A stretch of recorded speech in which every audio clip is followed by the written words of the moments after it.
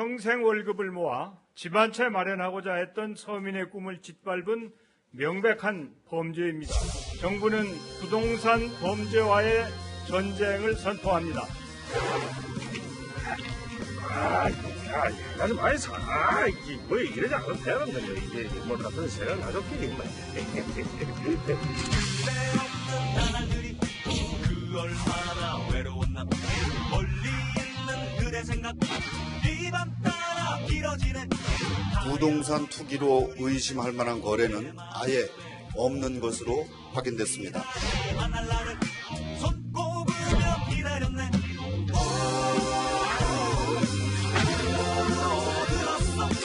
그 총대를 누가 맵니까?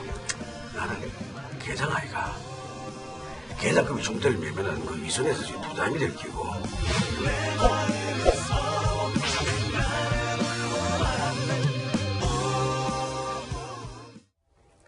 자, 언제나 날카롭고 정확한 분석을 해주시는 전문가 세 분 스튜디오에 오늘도 나와 있습니다. 박성현 더불어민주당 상근부 대변인, 김태현 변호사, 그리고 백성문 변호사 세 분입니다. 어서 오십시오. 네, 안녕하세요. 안녕하십니까?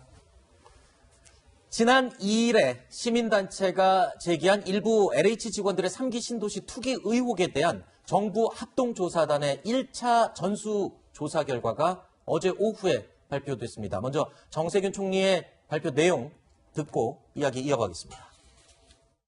국토부와 LH 임직원 등 총 14,000여 명으로부터 정보 제공 동의서를 받아 부동산 거래 시스템과 국토 정보 시스템을 통해 거래 내역과 소유 정보를 각각 조사하고 상호 대조하는 작업을 진행했습니다. 조사 결과 총 20명의 투기 의심자를 확인했습니다. 토지 거래는 주로 광명 시흥지구에 집중되었으며 다른 3기 신도시 지구에도 투기 의심 사례가 발견되었습니다. 앞서 보신 것처럼 정부가 국토부 그리고 LH 직원들을 상대로 1차 조사 결과를 발표를 했습니다.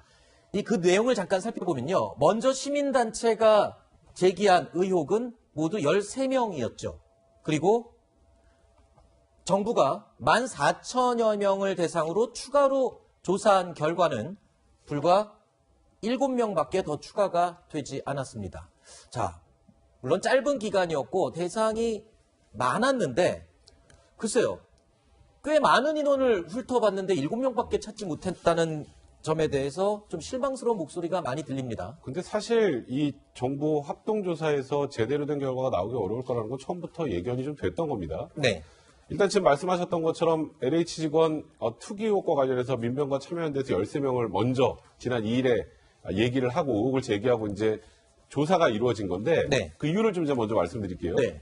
통상적으로 부동산 투기를 한다. 어떻게 하실 것 같아요? 제 이름 다른 걸고 사람 할까요? 이름으로 하겠죠. 보통 자기 이름으로 잘 안 하죠. 그렇죠. 보통은. 그래서 제가 좀 우스갯소리로 만약에 이게 투기라는 전제하에는 가장 순진하게 투기한 사람들만 걸린 게 아닌가라는 생각이 일단 들고요. 네.